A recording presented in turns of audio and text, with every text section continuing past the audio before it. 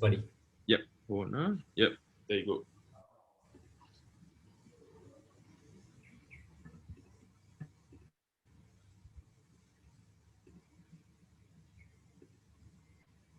Okay, can you see my screen, guys? Yes.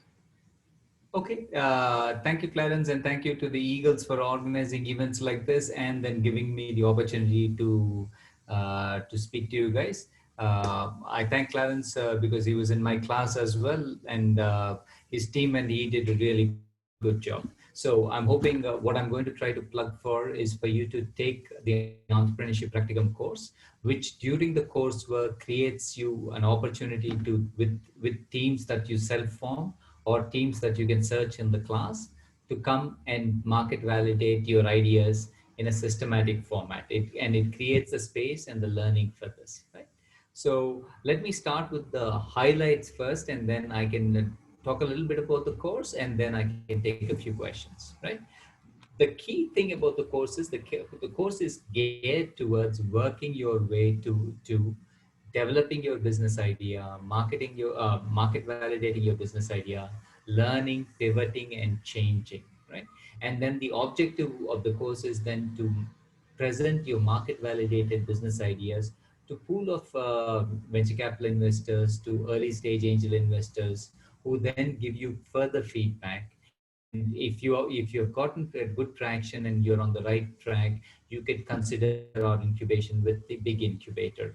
You could also go and incubate elsewhere, or you want to take things outside as well, right? Directly, you can go for this. So I've been very lucky to have really experienced people come and speak in the course over the years.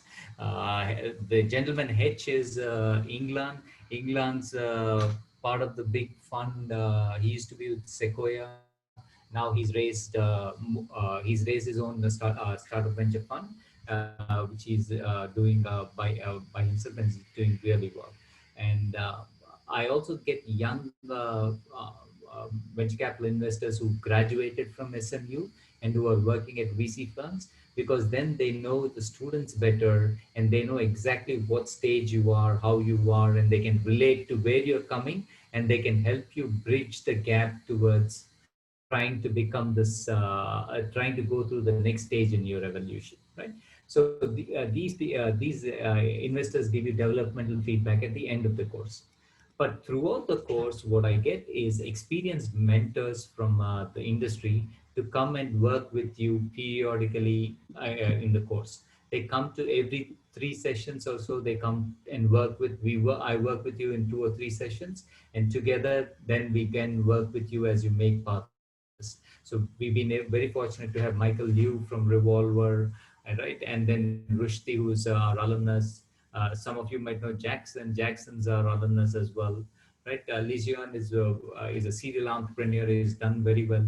Chanpang is a senior leader and senior manager. Is a part of a big venture cap angel investor network. Ben Toon, is one of the co-benefactors of the Eagles Club. So he comes to class as a mentor and gives feedback. I have Ajay and a few others coming. So the idea is that we get the industry, the experts, and the investors to come and work with you as you take the course, as you do different parts of the market validation, as you think about different bits, and they come back and give you feedback. So as a cohort, you learn, and as a cohort, you then do things in a sequential manner to go to the market, learn, come back, update, and then present and learn again and pivot. Right. So it takes what we want you to think about the process of market validation, that you develop your ideas and then go to the market and then test your hypotheses. And then we tell you who to test your hypotheses, how to test your hypotheses. And if the results point this way or this way, you should have an ex ante know what should be your outcome, so that you should be prepared for a positive. And if you get a negative outcome, then you should think, what was your hypotheses? Your assumptions are not on the right track. You have to revisit them and revise them, right? So we work with you on this, right? So at heart of the course, and I have just a couple more slides, one slide talking about me, is this idea that you get opportunity to develop scalable business ideas that you rigorously market validate with the support of mentors, with the support of your peers in class and your teammates. And then to do this, we give you a token $1,000 market validation budget grant that we give for the teams. And then this allows you in the coursework to do entrepreneurship as we conceive it. Entrepreneurship is the rigorous process of testing your ideas, right? If you test your ideas and there is traction, now you can take all the good stuff we teach in the other entrepreneurship courses and the scaling, growing, and then managing new businesses to then start this process and then build your team and then take it to market, right? And then think about business models to scale up. But this key critical piece about actually going to the market and how to validate your ideas is the most important step. And this has to be done in the field. It's not an intellectual exercise, right? So this course allows you to do this in a rigorous manner, right? There is theory, there's background behind this, but there's also going to the market in this product. It's a pass or fail course. The reason why I made this a pass or fail course is, and I've had to work a lot with the university to make it a pass or fail course, because most students who are interested in this are really passionate. They come and spend a lot of time in their teams, developing new ideas, going over and beyond the call of our usual grade distribution. It also allows them to take risks and pursue bigger ideas than just chase grades, right? And that's why this allows me to run the course as a pass or fail course, because then I get self-interested, really passionate students into the course, like Clarence and others, to come and take this course. Right? Just a little bit about myself. I am ready. I'm an associate professor here. I've been instrumental in setting up the entrepreneurship major at SMU. Now Kenneth Go is running it. I was the founding faculty advisor for Eagles Inc. as well, right? So Eagles is really close and dear to my heart, and it's nice to see activities like this that happen. I have a PhD from London Business School, and I did an MBA from Babson College. In India, I helped my brother set up a retail distribution business before I did my MBA, and I had an accounting background before that. Okay, if you're interested in this course and you're thinking about entrepreneurship, please get in touch with us. The address to send it to is Adam Queck, and I'll send the slides to Clarence. Clarence, you can forward these slides to whoever has signed up, so that they have these details. uh, Adam Quick at smu.edu. You send one, just a brief outline of your business idea. Here, we are not trying to screen for good ideas, right? Here, we're trying to see that you're interested in entrepreneurship. And then we need these details, and then we'll let you know whether you're shortlisted and part of the program by the third week of October. Right? Okay, let me pause here and then see if any of you have questions on the entrepreneurship practicum. If you're interested in taking the course, and I can get Clarence to say something as well about his experience if you need to ask him about the course. So let me pause here, please. Yeah, Prof, don't worry. But I will be sharing this with the Eagles group as well, the Telegram group.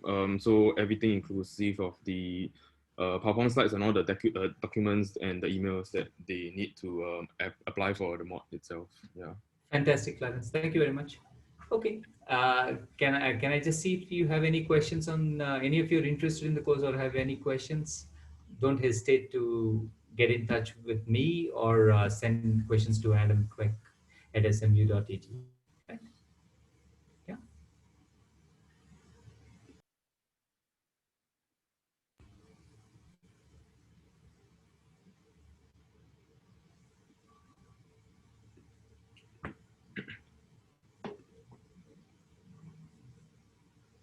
So we'll be uploading this to our Google Drive and YouTube as well. So at the end of the session today as well. So hopefully then we'll get more signups for the entree practicum as well. Yeah. Fantastic. Thank you Yep. for the opportunity to present, Clarence. If there are no questions, I thank you all for the opportunity to present. And I wish you the most engaging of Ask Me Anything session. Huh? Thank you again, guys. Great. Thanks, Prof. Really, Bye. looking forward to see any new batches in the entree practicum. going into BIG or going further. Yeah, yeah. Yeah. See you, buddy. Thank you very much. Right. Good Thanks a luck, lot. guys. Bye. Right. Yeah. So yeah, we can go into the AMA proper. Just some quick introductions. Yeah. So my name is Clarence. I'm the president of Eagles Inc. So together with Meiji, we'll be sort of like doing some kind of felicitation for this AMA. I think for this AMA, we want this to be more of like a casual chit chat session kind of thing, some real talk. We want to bring some insights to any of the students watching either through YouTube or now live. Perhaps these kind of insights could encourage them, inspire them to move on with their business ideas and pursue entrepreneurship. Right. So just a brief agenda for today. We're going to be start off with some introductions for the four panelists that we have. And then we'll actually fill some questions from, what some questions that we actually came up with to actually start unlock your entrepreneurial stories over the years. And at the end of it, just to keep things a bit more lighthearted, a bit more fun, we actually have a lightning round question. So this is just a set of 12 questions that I'm going to shoot them to you, and then all four of you will actually take turns to answer. Yeah. So just to get a bit more deeper into your thought process and your mind as an entrepreneur, right? So let's start with some introductions. Yeah. So first off, I just wanted to thank all four of you for being here and the rest for tuning in. So I wanted to start off with Carl. Carl is the co-founder and CEO of I'm not sure if I'm pronouncing this right. Hepmill Media Group. So better known as better known as the people behind SGAG, MGAG, PGAG. And next up, we have Mandy. Mandy is the ex-president of Eagles Inc. as well. She is the founder and CEO of Bow. So I'm especially a fan of Bow products as well. I have a few of the bags, and I use them religiously for my gym sessions. Then next up we have Luke. Luke is currently the regional ecosystem development manager in the SMU IE. So, but I think fun fact about him is that last time when he was in uni, he actually founded a startup called Sparks Asia. Correct me if I'm wrong, Luke. I think something we can dive deeper into later. And last but not least, we got Ernest. So he's the co-founder and BD lead of Version 22. I think that's his latest startup. Maybe we can talk about that also. And previously from Munch Technologies. Yeah, so without further ado, I actually wanted to leave the floor to you guys, just to break the ice a bit. Wanted to ask you about yourselves. Maybe share about your startup story. How did it come about? What you guys up to now, and things like that. Yeah, so maybe we can start with Carl, then we can move on to Mandy, Luke, and Ernest. Sure. Can you hear me, right? Yeah, we could. We can. Excellent. Hi, my name is Carl. I run a company called Hepmill Media Group, and as Clarence introduced, I started SGAG out of school in SMU, so I'm alumni. I graduated in 2013, and I actually started a tech startup first, which raised some money. We failed, and I had SGAG as a page, and decided to take it full time. So today we have close to about 100 people in 3 countries, Singapore, Malaysia, and Philippines. We run a regional group of companies that focus on content creation, and we also work with a lot of different creators across various social media platforms. So yeah, that's a short introduction about myself. Mandy? Hi guys, my name is Mandy. So I'm the founder of Bow as well. Currently, I'm still studying in SMU, so I'm in my last semester. It takes forever for me to graduate. I entered SMU in 2016, so I'll be graduating this sem. So what does Bow do? Bow is actually a lifestyle company. So we actually create and design our own multifunctional bags. So far, we have been using Kickstarter as a launch pad for us to launch the international crowd. And currently we are retailing in 6 different countries, including Singapore, Taiwan and like Korea and Japan, that kind of thing. Yeah, so if you guys have any questions relating to like e-commerce or anything relating to like distribution or like retail stuff, you can just ask me. Yeah. Yeah, that's cool. Yeah, actually, sorry, Luke, but I just wanted to say also, like every time when someone actually asks us, oh, I have this e-commerce idea, I have this e-commerce, thing that I want to do. The person that I always come up to say is actually you, because you're more of the more relatable SMU stories that actually sort of like more successful e-commerce stories in SMU. Yeah, so yeah, always the person that actually come to the top of mind. Yeah, so please, Luke. Hi everyone, good afternoon. My name is Luke. So I think amongst the panelists today, I'm the only one not from SMU. I was actually a graduate of NUS.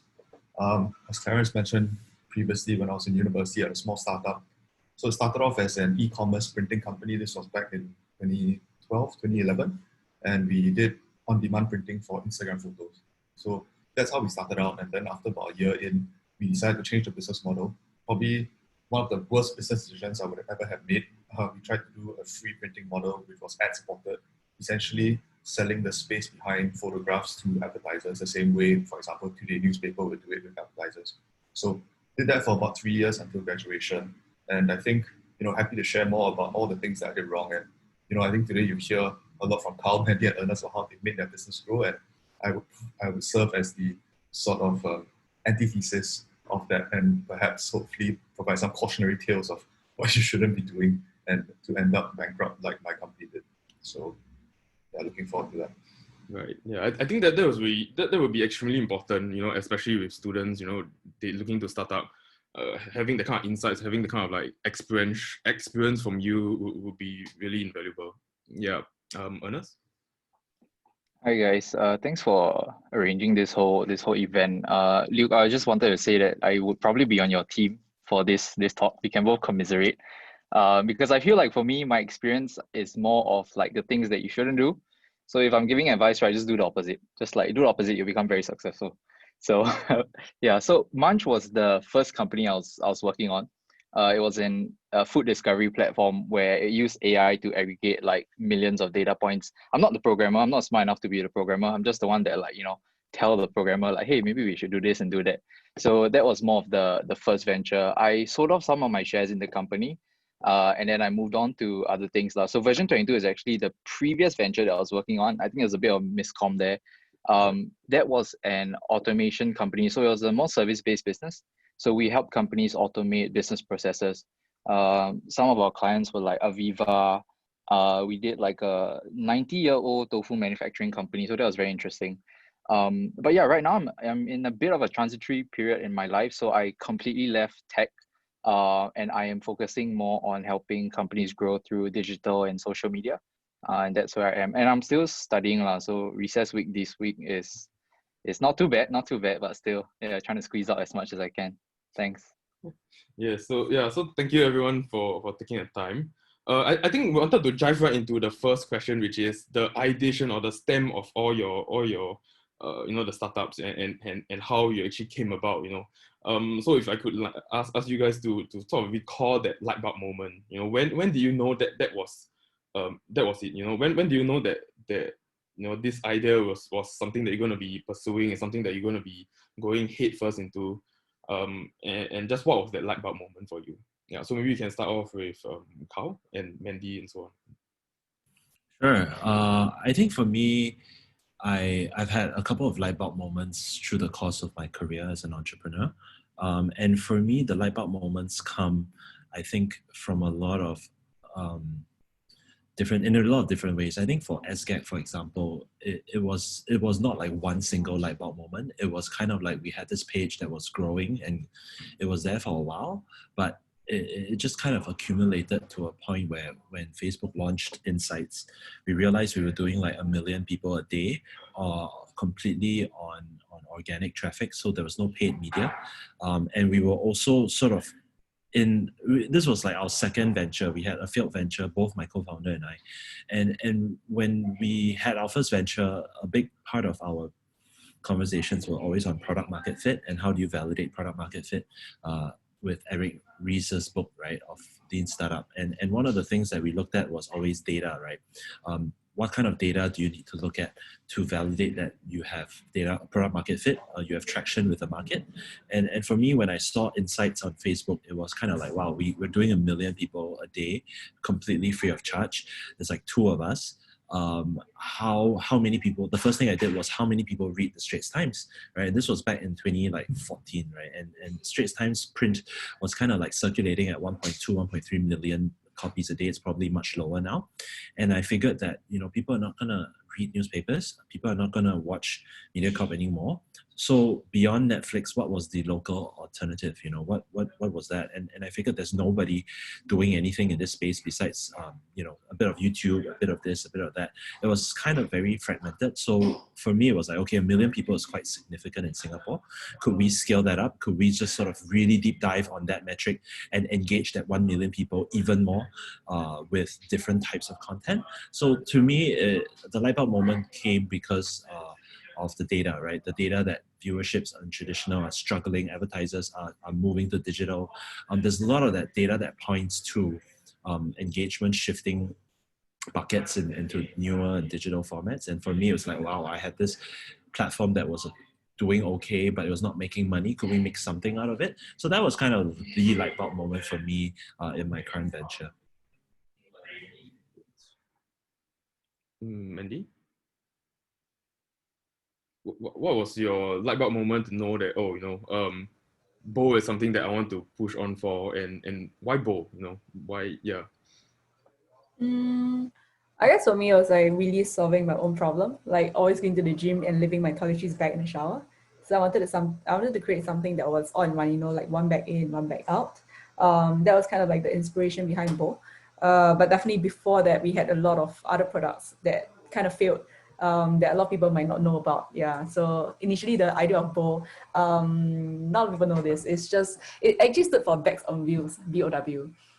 So it was actually supposed to be like for a daily bag, right? It's like super heavy. So I went around like Raffles Place and I weighed people's bag. And when I came out with the figure, it was actually like a sack of rice, 5 kg. Everyone was carrying 5 kg everywhere they go, like laptop and everything. And I wanted to solve that problem. But unfortunately, like people didn't really resonate with that because it didn't fit in with their daily schedule and daily behavior. But because of that, then I managed to come to a final product, which is Bag and Quiver, which some of you might know about today. Yeah. Oh my god, back on wheel, like I never knew that. It's like suddenly they just click BOW. So Yeah. like, oh, you never hear this anywhere else, guys. So, so it's interesting. Yeah. Yeah. Luke. I guess for us, think back in 2012 where Instagram was just taking root in Singapore. It was getting quite hip, and all those. When I was in uni, everyone was like, "Oh, wow, it's Instagram, so fun!" Everyone was moving on Instagram, Facebook, to Instagram, and it was a purely photo-based, social media platform. And at the same time, we were seeing the same trends of, I don't know if you saw in Singapore last time, with vinyls and like old photographs and all these kinds of things were quite trendy. So my ex-business partner and I, he was my army mate. We were like, hey, why don't we start printing these things, and can we actually make money from it? It was a very macro thing when we went into it. We were first-year students, didn't know the first thing about lean startup, product validation, data points, nothing of that really. There was really nothing of that. It was just, okay, got some spare cash. We bought one printer, bought some paper and ink from China, and then started printing stuff. That was essentially what it was, at a simple web page. So there wasn't a light bulb moment per se, but it was more just of, okay, macro trends, what do consumers, where does the market seem to be moving, and let's just take a punt. It was a very low cost endeavor for us at that time. Once we eventually built more traction and had those customers coming with really very little marketing costs. Right? At that time, Facebook also, I don't know if you remember, last time Facebook, it was really cheap to get users and to get people to follow your account and everything. Of course, by 2013, 2014, that stopped, right? You had to pay for users, you had to pay for page, you had to pay for followers. So it was a lot easier to market on Facebook, I would say 2011, 2012 when we had just started. So once we had that traction, we decided to change the business model, and then because thinking that, trying to be greedy, thinking that we could make more money from businesses than consumers, right? Yes and no. And for us, it was no lah. So, but that was essentially how we got into the whole photo printing game, which right now might seem a bit counterintuitive, and maybe back then we were just fooled, but that was the bet that we took lah, that people will value that actual printed experience, that tactile experience, rather as everything was moving digital. Right. Yeah, so for Munch, one of the things that we are very afraid of from the start is making sure we're not building a better mousetrap, right? So there's the idea where you're going to build another tech product where it's in food discovery. You probably don't want to do something which is like maybe the pictures are a bit nicer, you know, the buttons are a bit more user friendly. So we had to figure out how to 10x that. And on the consumer side, we did pretty well. Retention rates were really good.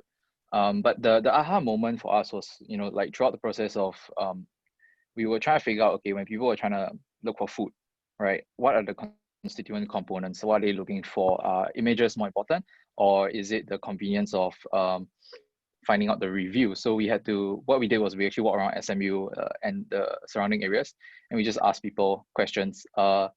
It's fun.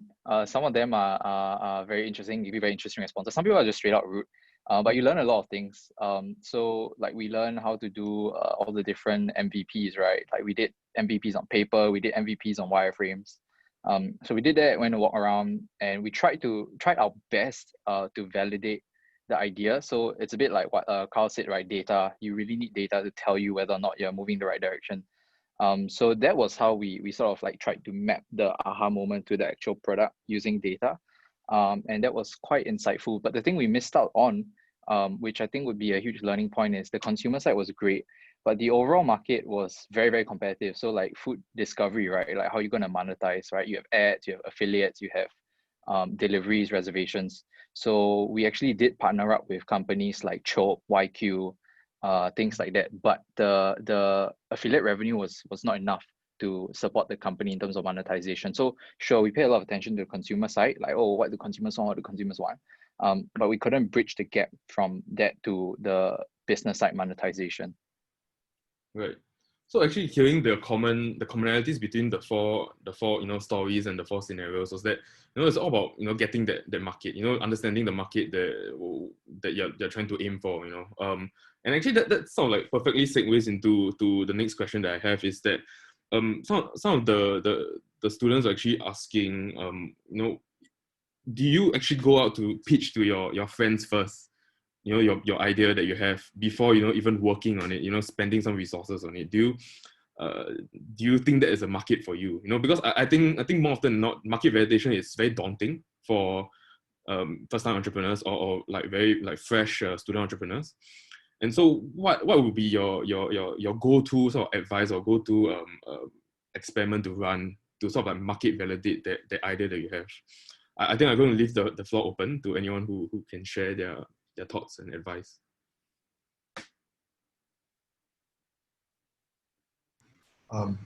Yeah, I guess with regards to friends and pitching to them, like that specific scenario, my first thing I ask myself is, are they relevant? Are they the relevant persons? So for example, if I wanted to start like a nappy company for babies, right, I won't ask my friends who don't have children like what they think about it. Maybe I will if they are maybe investors, for example, and they're following macro trends and things like that, sure.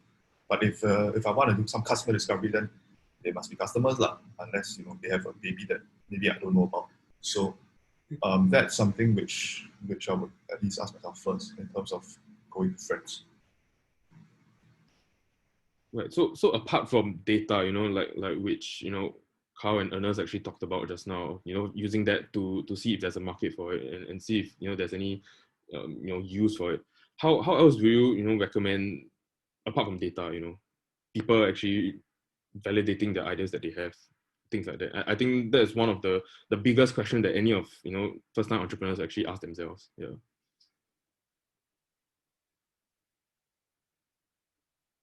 Maybe Carl, or Ernest, yeah. Yeah, sorry. I feel like research, looking at other markets really helps. So figuring out like what other companies are doing well in different regions, figuring out whether you can localize that. So like, for example, if you have an idea, chances are it exists somewhere in the world, highly likely. So the question is, would that work here? Would it be able to be localized? Are the, like the logistics the same? Are the consumer demands the same? So you can sort of like tweak once you have the general picture, in my opinion, and sort of like work up from there instead of starting from scratch lah. Yeah. Maybe I'll jump in. I think, there's a lot of literature also about talking to users. So for me, I like to talk to people that will actually be my clients, and finding a way to get access to talk to them and pitch them. Even if you're at idea stage, I think it's important to talk to some people. And so I think they would give the best insight, right, of whether if you pitch them an elevator pitch, would they buy it if you actually build it? If you are able to actually take it to market, would they be the first customer to spend money with you, and put revenue where you want them to put, and I think I still do that till today. I talk to a lot of my customers and I say, look, if we did something in this segment, would you spend money with me, right? Would you put money into this idea? And a lot of them do, right? If they're not interested, I think it also sends a signal for us. So I think talking to the customers, potential customers, is actually really important. Not so much friends, unless you're really going B2C, because friends will always tell you, oh, it's not practical, it's not a good idea. But I think talking to your prospective customers is probably the better way forward for me. Right. And actually for Mandy, I'm not sure if anyone noticed, but if you walk along IE last time, there's this big TV screen where they'll show Mandy actually going to Raffles Place with her first product or MVP. Correct me if I'm wrong, but she was like just going around talking to people about her product and her bag and things like that, and getting some feedback. And no, I noticed a lot of people also wanting to create products, as their startup. And so maybe Mandy can share a bit more about your experience as well with feedback, market validation, all that. Yeah, so I guess like what Luke mentioned just now is like whether they're your target market. So when I went to Raffles Place, I guess I didn't really consider that like when I first started out, because I was like 19 and dumb, right? So it was really just going to anyone. Whether those came in useful, I think it did, in terms of understanding that there are like different opinions out there, and you not knowing what other people thought could be something. But definitely I would have done it the smarter way, which is actually like, for example, just going straight to Kickstarter and let the market decide for themselves if they like your product. Yeah, because from there you can see like when people actually pledge money that they really believe that it's useful, and the cost of that is also, yeah, like it will work itself out. Yeah. Right. So let the market decide, right? I think platforms like Kickstarter, like Indiegogo, all this is really like market validation hack. You can just straight away see if the market wants it or not by putting up a campaign or whatever. Yeah, actually another thing was that wanted to ask as well, is finding mentors actually important in terms of like getting the idea off the ground? To find out about market validation, to if you put yourself in the shoes of like a fresh student, a fresh aspiring entrepreneur, right? How important do you think mentors is to your development, as a first time entrepreneur, and how can mentors actually help in that initial first push, to push the startup out, to push a product out, and things like that? Yeah, maybe we could start with Tao or yeah. For me, I had a couple of mentors. I had a generic entrepreneurship mentor who I met early on in my journey. And looking back, he wasn't all that useful, to be honest. He was the CEO of a few listed companies, and he's so far up the chain that, for me as a first time entrepreneur, it's like, just do it lah. His advice is always just do it. And I realized it's true, there's no better validation than the customers than taking a product to market and failing. I think you learn a lot more from failing than sitting around in a room talking to some guy who's already made it. So, however, I think further on, when our company was growing and we were really struggling with growth, I think what business school or any sort of literature didn't prepare me for was managing teams. I think when we were 5 people, it's very different from 10 people, and then 10 people to 50, it's very different. And then 50 to 100 is very different again.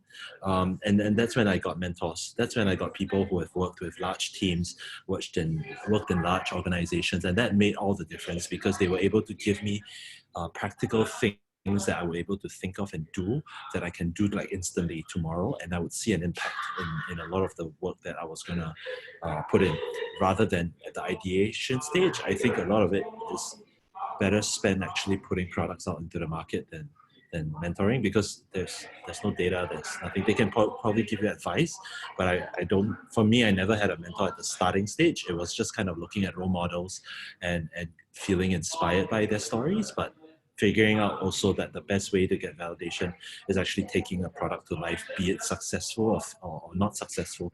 That's probably the best thing to do. Right. Actually, I just wanted to add in another question on top of what I asked just now, which is, and it's interesting because you did mention, the mentor that you first had was useless. And so how do you actually find mentors that are actually more appropriate to you, or I guess more in your, someone that could help you really? Yeah. Well, I will give you an example. My first business was in a tech software, enterprise software space. And my first mentor was founder of a large biotech company, biomed or biotech company. So it's completely different industries. He had no idea what the hell I was doing. I had no idea what the hell he was doing. He's just always like, just do it, just do it, right? Just list your company on stock exchange. I'm like, dude, I just graduated, man. And totally irrelevant, right? But later on, I found a mentor within my industry, which is in advertising. And I found a guy who had like 20, 30 years of experience. He knew every little detail, from pricing strategy to introducing me to the right people, to different programs and stuff like that, which was so insightful, and it accelerated my path to understanding the industry in a very, very short period of time. So I had a crash course for the entire 20, 30 years he spent in the advertising world, right? Which was so helpful because it accelerated so many things, rather than a generic mentor like, oh, just do it, just list your company, just raise funds, right? It's kind of like not really useful. So that's how I went through it myself. Right. Yeah. How about others? How do you actually look for mentors, or is mentors even important in your journey? Yeah. Just to add to what Carl was saying, I think 100% agree about the industry mentors, right?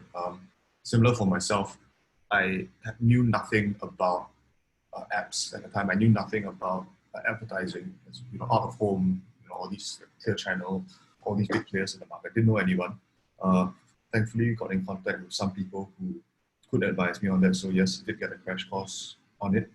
But what I also like to add is I was actually very fortunate to have some people who were not too many years older than myself. So actually people like Jun Xian, Ben Toon, while they were at Funnel and they were at Funnel, I got to know them when I was, in my early 20s. They were in their late 20s.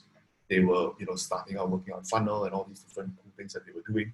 And, I think they didn't really see myself or my partner as like mentees per se, but definitely I looked up to them as you would like an older brother, that sort of relationship, right? Where, they were going through it as well, but maybe had a bit more experience than me. So I found that very, very useful, seeing the same sort of struggles that they had with cash flow, trying to find the right people, trying to grow.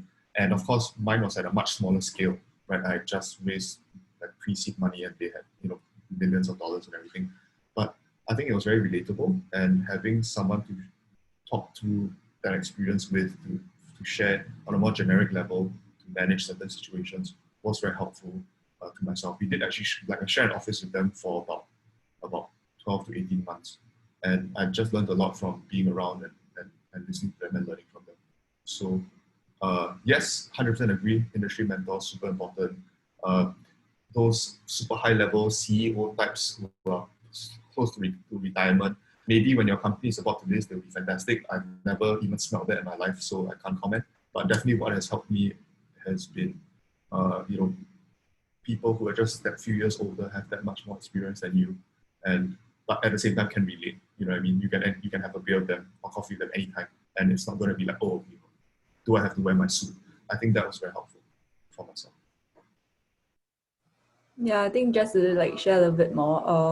I believe like mentors are super important. Like even if you're not like planning to do a startup, I feel mentors in life are super important because they can provide you with like different perspective with their years of experience.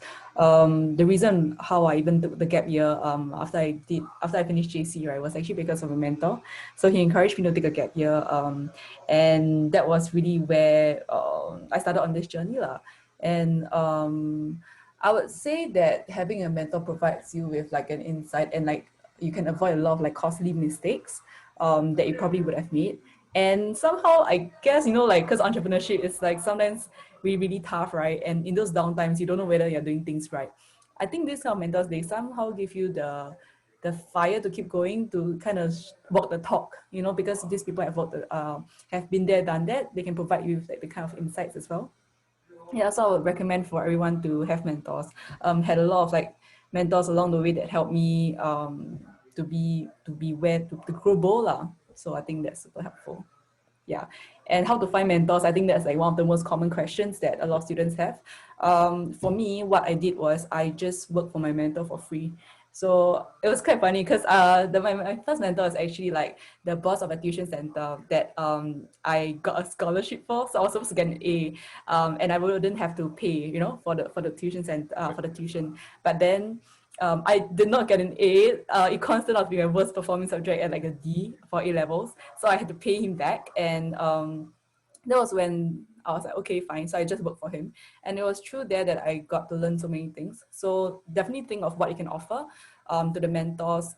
Think of maybe working for them for free, just see how they work. I think that's something that a lot of students can do. Yeah. Yeah, I think everyone has summed up the general points of having a mentor very well. The only thing I would probably add on is just make sure that you note that whatever the mentor says might not be end all be all. You might probably want to discern what they are saying based on other information as well. So I've had mentors who were very clear on this. They would give fantastic advice and they would just tell me after that, like, but I have no idea whether I'm right. So it's like, you have to make the choice yourself. So use them as a sounding board, but don't, take it as I find a mentor, I'm going to do every single thing they say. I'm going to follow their breakfast routine. I'm going to wear the same clothes as them. And then, you think you're going to be successful. So just sort of like be careful of that lah. Also, there is a dark side to it. I personally experienced it, which is I have been sort of like, screwed over by mentors monetarily.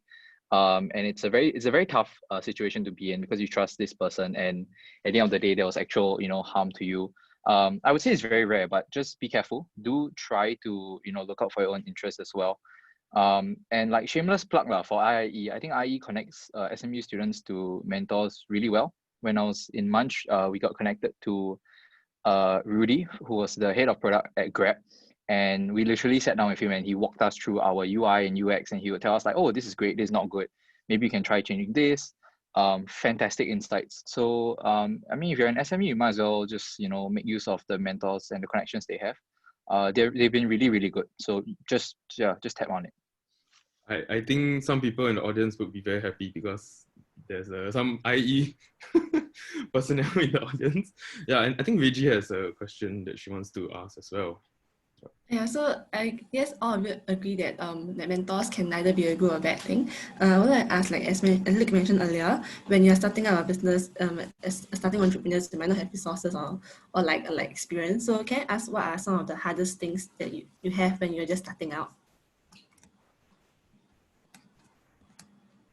So in terms of like resources, is it can't find co-founders? Is it more of like the self-doubt? Because I think I read somewhere that the top 4 problems that student entrepreneurs actually face is actually no resources, no partners, self-doubt, a lot of social rejection, finding customers. So yeah, maybe just what is unique to you? What is the hardest thing that's actually unique to you when you starting up?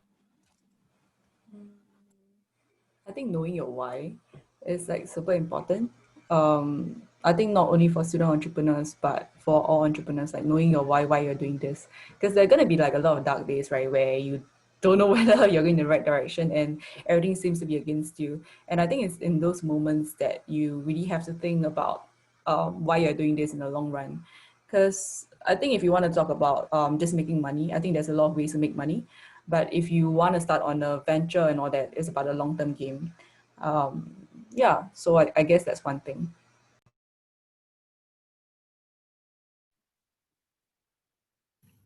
I think for me, when I first started fresh out of school, and again, my first venture was in selling enterprise software. Literally, my clients were CTOs, CIOs of large banks and telcos, and I was nothing more than a fresh grad. So it was really difficult because they won't take you seriously.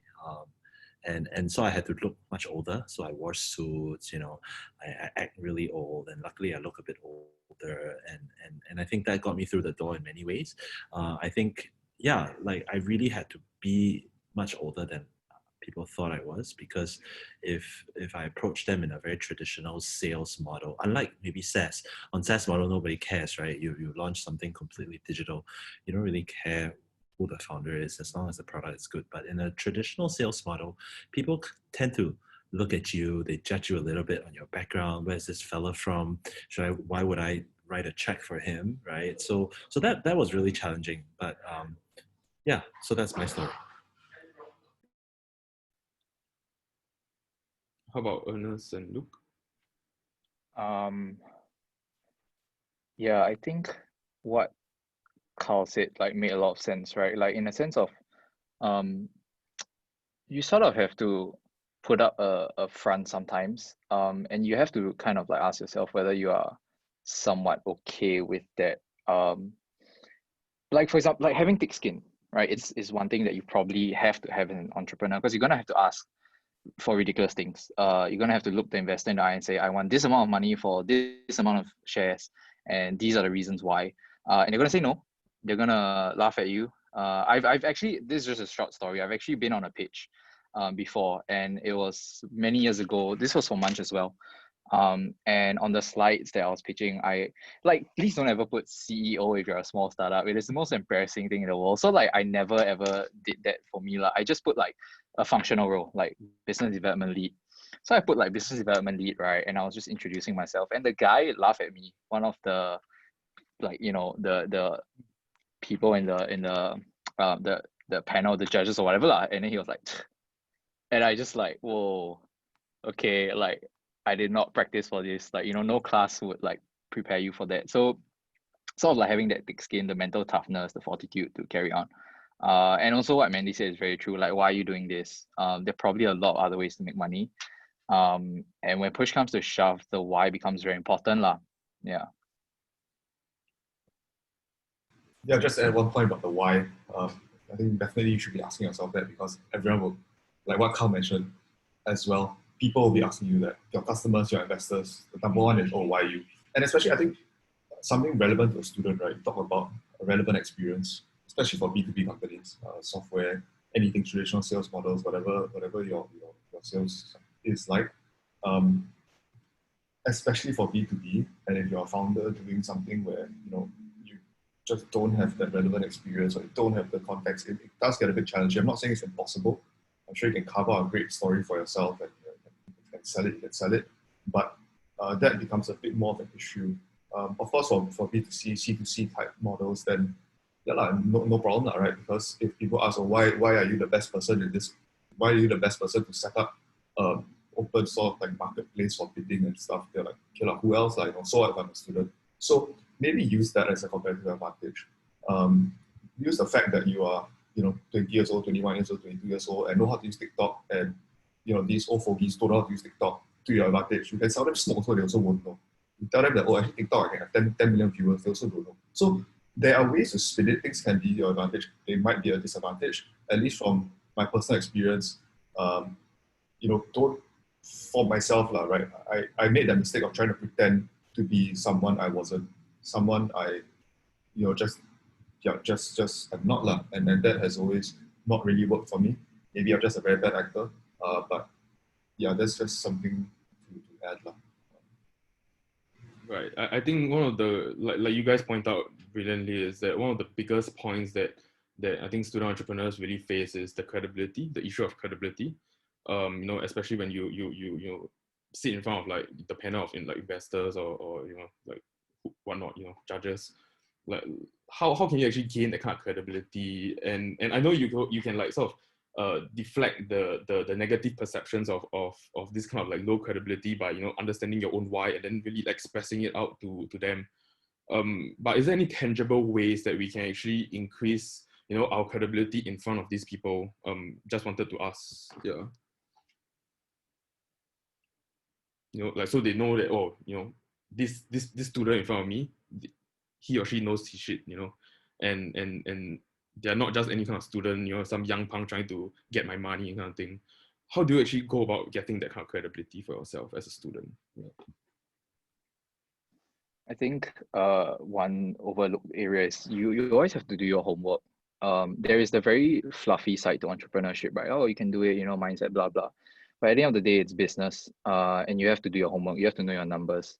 If you talk to customers, you talk to investors, some of them are as technical as you. They can go quite deep. They can ask you tricky questions. And if you can't really answer, then it's quite obvious that you're just, you don't really know yourself, what you're doing, and you're not too sure. So the very practical thing is just knowing your market, knowing whatever numbers you need to know. Just preparing yourself for like any of those questions would add a lot of credibility to your page or whatever conversations you have. Maybe I'll add to that. I'll say that having a great product, right? So like if I looked at Mandy's bags and I fall in love with the bag as an investor, and I can totally visualize myself using that bag, I wouldn't care if Mandy is 60 or if she's 15, right? If she makes a great bag, it's a great bag, right? If you make a great product, likewise, I think people look at your product, but and I think increasingly at idea stage, it's really difficult to get funding today. I think when I was starting out as an entrepreneur in 2013, it was possible. Like I literally had an idea and I raised $50,000 and it was like, whoo, right? I just had a PDF, that's it. But I think today people are a lot more strict with money after, a lot of different things that have happened in the world. People they like traction, they like numbers, they like great products. So I was just talking to a couple of founders this week who have new products and they have actual products, right? You can actually touch it, taste it, see it for yourself. And I think building a great product is always going to lead you to validation, and people don't look at your age as much if you have a great product. So shameless plug, we have PAK Challenge was actually set up so that we can actually bring students' ideas. They don't have to have a full-fledged startup or whatever. They just bring their idea, they bring their business ideas, their team together to pitch. And we are running the biggest student-led startup pitch competition in Singapore. Get first prize got 50K, and how much how much you can get done with 50K as a very fledgling kind of a startup is incredible. Yeah. So shameless plug from me. Yeah, and so with how about Luke? Yeah. Is any before we jump into the next category, any other comments want to make? Okay, then yeah, we'll just jump into the next category, which is more about like the managing your startup and studies, right? So in this section, we wanted to ask a bit more about your perspective as a student entrepreneur. So how do you actually find the balance between like your heavy academics, how do you actually motivate yourself to start the business in the first place? So more often than not, the students will be like, oh man, I got so many mods to complete before I need to keep up my grades, I need to keep up my GPA and things like that. So how do you actually balance your motivations to start up a company and I guess your academics? Yeah. Okay, maybe like I can start. Yeah. Yes, Yeah. So basically, before I came to SMU, I actually took a gap year, right? And then I entered SMU, having started both. And at that point of time, I think the first time I was like, oh my God, let's like get Dean's list and stuff like that, So like study for the first sem, and then it just like freaking went downhill after that. Every sem was just like a gradual decline. Yeah, but what I would say to managing is be smart. I think that's what I learned in like 3.5 years in SMU. The first thing I do when I enter classes right now is that I look at the course outline, right? And I see the breakdown of like the scores. So for example, if I know that class part is only like 10% and then like the project is 30%, then does it make sense to be I don't know if any prof is here, like to be present in class and for the 10%, you know, rather than just bang on that project for like 30%. Yeah, so be smart about how you want to spend time. I think another thing about managing is that know that at any point of time, I think there can only be two main priorities in your life, and you need to make sure that your priorities, if you want to start a business, it has to be a business. For the school itself, I say like it's not really the academic stuff that really is going to be what's useful. I think it's about the connections that you make and the soft skills that you learn in school. Yeah, so managing wise, I think SMU is like super good already because like we don't have lectures, you know, like lectures in in NUS, they take so much time, but in SMU you can plan your own time. So for me, I would usually like plan all my classes in the morning, like 8:15, and by 11:30 we'll be done. So, or you can take night classes so that, you know, right after like your classes, you can go straight to work. Yeah, so don't ever take like 12 to 6 because that's like the active working time where you have to talk to the customers outside as well. Yeah. How about our current students, Ernest? How do you manage your time? Yeah, I mean, what Mandy said is true. You got to figure out the 80-20, where you want to prioritize. And the fact that she mentioned there are more or less there are only two things that you can focus on is kind of true. And you have to accept the fact that some things have to go, some things might not be able to fit into your life if you are super serious about your business and school. Which kind of goes back to the what's your why, right? Like, are you okay with, you know, working on something on Friday night at 10:30 when your friends are chewing you out, but you can't because you need to get this thing done before the weekend, then Saturday, Sunday, you have to do whatever work. It's the reality of it. It might seem very nice, you know, to on the outside, but things have to go lah. It could be friends, it could be relationships, it could be family. So you have to figure that out, and it's not right or wrong. You have to ask yourself whether that's what you want. And then you can decide from there lah. And there's nothing wrong with saying, you know what, this too much. You know, I don't really want to spend the next 40 Friday, Saturday nights at home. So yeah, just try and see whether it fits. But there are a lot of practical things you can do, you know, like pre-reading your notes helps you like, you know, not be as lost during class, and it maximizes the time that you have in the class. Planning your day, just all the little productivity hacks do add up. So there's the practical side of it, there's the mindset side of it. Can just figure out what's the optimal mix for you lah. Yeah, no, 100% agree. Because that's what I did also when I was in uni. So for myself, okay, not like Mandy, I never had aspirations of making these days, because I knew it just wasn't possible. So that was really struck out pretty early in my academic career. But in terms of taking modules where, you know, you didn't really have to be in class or they were night classes and things like that, I was quite fortunate. Like, NUS didn't really have class part. So, you know, you just rely on having some friends who share notes and stuff. That was pretty helpful.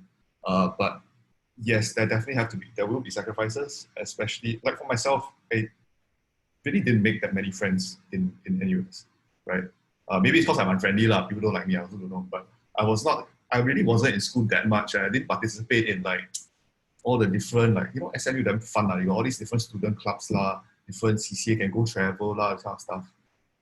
Didn't really do any of that when I was in uni. So most of my life was just either in the library, studying for my exams, or I was in the office and, you know, just working on the startup. So do I regret not having much more of a uni life? No, not really.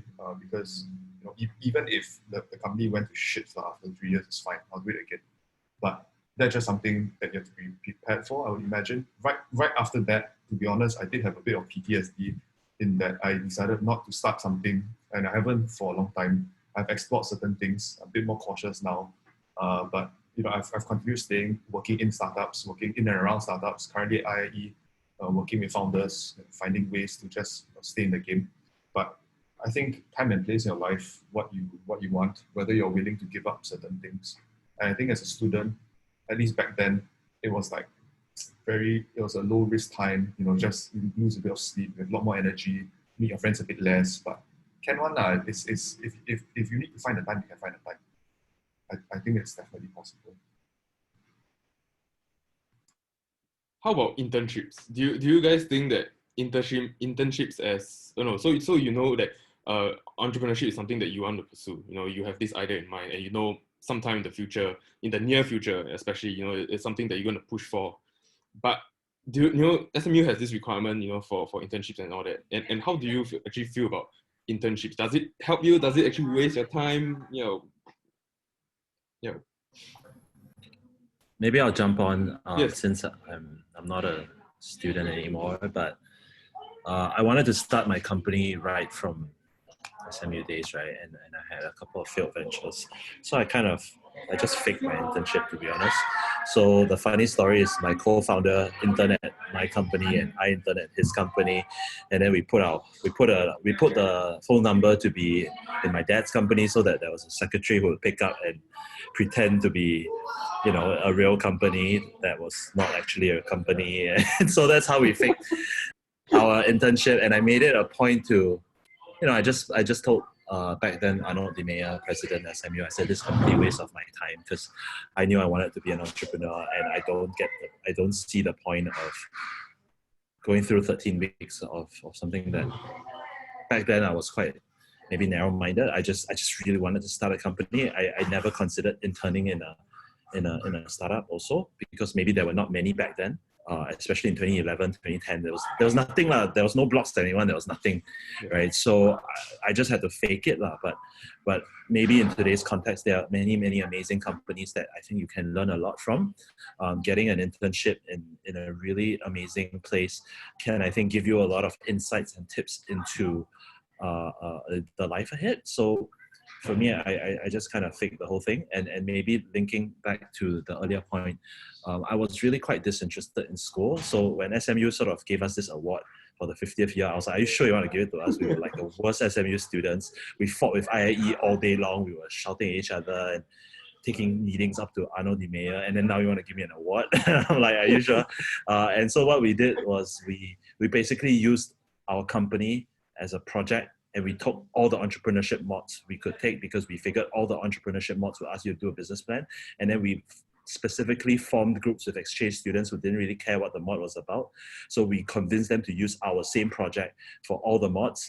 So we did the same project plan, business proposal probably for 5 mods. We did the same presentation so we didn't have to waste time doing it.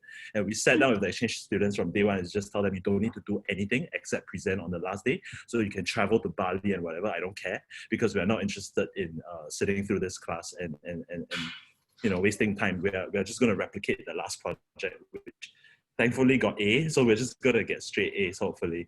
And to me, that was how we hustled our way through business school, which is not a very SMU thing, and they don't like this story. So that's why when they always ask me to come back and talk, I'm like, you sure? I'm going to say the wrong things to the students, right? But that was how we hustled our way through school, my co-founder and I. Well, that's an incredible story, and well, we no doubt this is real talk. I really hope there's no one listening in that can do anything about it. Actually, just to add on a bit to Carl's point about back in a bit younger, so about 2011, 2012, 2013 at that time, put in perspective, right? Again, this is a bit of a plug for IIE where I am right now, but in 2012, I think the only established incubator/accelerator was JFDI, which started in 2010 by Hugh and Ling Ling. So that was all that there was at that time in terms of resources. Talk about startups. Like now, if you say startup, like it's quite cool, actually, wow, got some say, I'm a startup, I'm a founder, that kind of stuff. Even back, I wouldn't even say, even back in 2012, 2013, when I was trying this thing, my mom was like, how are you doing? Like, what's this like business you're trying to do? All these whole concepts of, it hadn't come to this part of the world yet. Like, of course, it has been around in the States and stuff for like years and years and years. It's just that it took a while for it to, trickle down here. And it just wasn't very sexy in terms of resources, in terms of, will this be relevant to me starting my own startup in the future? Wasn't really there. Whereas right now, if you do like internships at certain companies or, like for IE or like GII or this kind of stuff where they send you overseas basically for free, right, to go and intern at startups, I think that's really good experience where you can get that international exposure and on someone else's time, someone else's experience, someone else's money and risk, right? So I think the opportunities are way more abundant now in terms of relevant experience. Because say in 2012, 2013, okay, you just got to go work in a bank right? And you're gonna get coffee and make notes and stuff. That's about it. It's not really so relevant to if you wanted to be an entrepreneur. But right now, if you join, like say, an A round company, B round company, or whatever, you work directly with head of product or even the CECT or whatever your function is, I'm sure you will learn a lot and you will benefit from their mistakes, right? And you get to make decisions, but they are paying for it if it's wrong. So I think definitely worth considering, especially if you find a startup which resonates with you or a founder slash boss or line manager that you want to learn from. I think that would be helpful. I must say, like Carl, like that is amazing, man. To use like the same business plan for 5 times. I should have known. I should have done that. Shit, it's too late. Yeah, but super respect that. Super smart. Yeah, I guess like we all come with like little hacks along the way lah to kind of like get through it. I think right now, good thing about anybody who wants to start a business, you can actually intern in your own company right now. So you don't have to fake the whole thing anymore. You can intern in your own company. So yeah, that's what I did. But I would still say like if, because like for a lot of students, I would say like a lot of people will come up and say they want to start something, but they don't know what to do. And I would say like use this internship to go intern in different startups to at least learn and see how it is like. Yeah, because if a lot of people saying like, oh, they don't know what to do, but yeah, so at least do something, don't do nothing. Yeah. I think we should have that as a laptop stickers. Yeah, do something. Yeah, don't do nothing.